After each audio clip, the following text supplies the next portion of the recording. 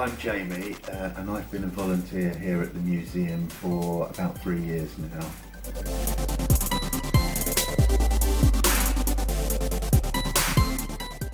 Well, initially, like a lot of other people locally, I had no idea that the museum existed and was amazed to come across the museum one day by chance to meet Mike and Carol, and just found it a completely fascinating place to be.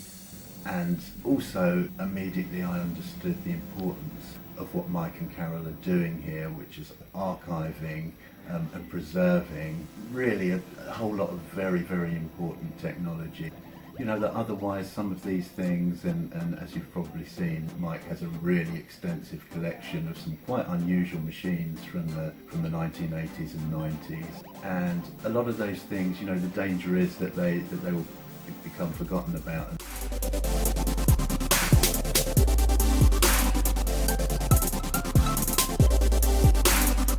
I'm really behind the project here and the idea of keeping all of this really important technology open, able to get machines up and running so that people can come in and try things out, see what it was like to program the early 1980s microcomputers, try their hand at a lot of the games that people remember from the time.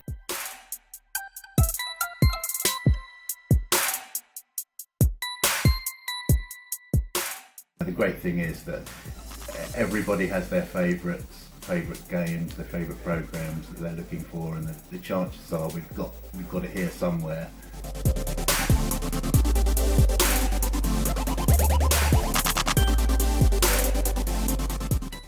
I started secondary school in about 1980, so I was part of the original BBC computer literacy project.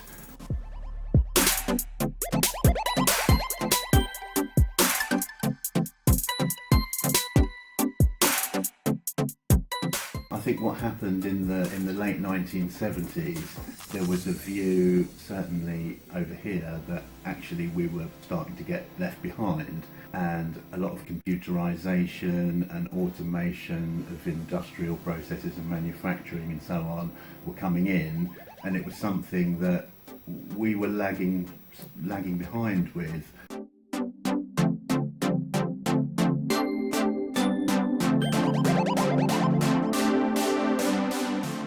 I think there was a very influential TV programme that came out in the late 1970s. Certainly there was a really important edition of Horizon, I think it was, and it was a bit of a wake-up call, I think, for people. And certainly the government made moves to bring in a lot of funding to bring computers into education, to bring computers into schools. And alongside that, the BBC decided to run the computer literacy project.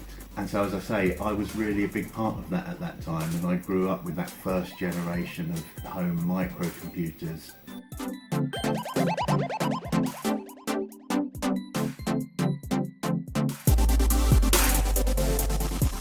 It was a time, I guess, when we were really leading the world in terms of the generation of programmers that we produced throughout the 1980s.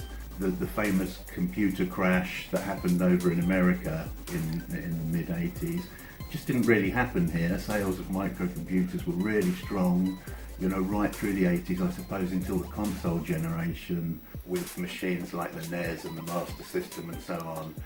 And I think what happened there was that a lot of people started playing games, started playing consoles. Youngsters were more likely to play console games and actually code their own games anymore. So again, I think over time we really started to fall behind after having once been kind of world leaders in terms of producing programmers and exporting programming talent overseas and so on.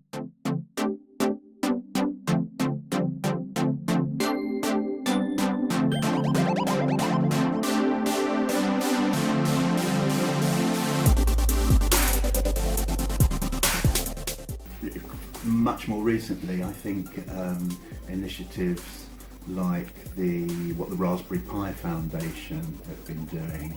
You know, there's a lot of echoes of what happened in the 1980s, a bit of a wake-up call and a sort of realisation of the necessity to get young people passionate about programming and coding again.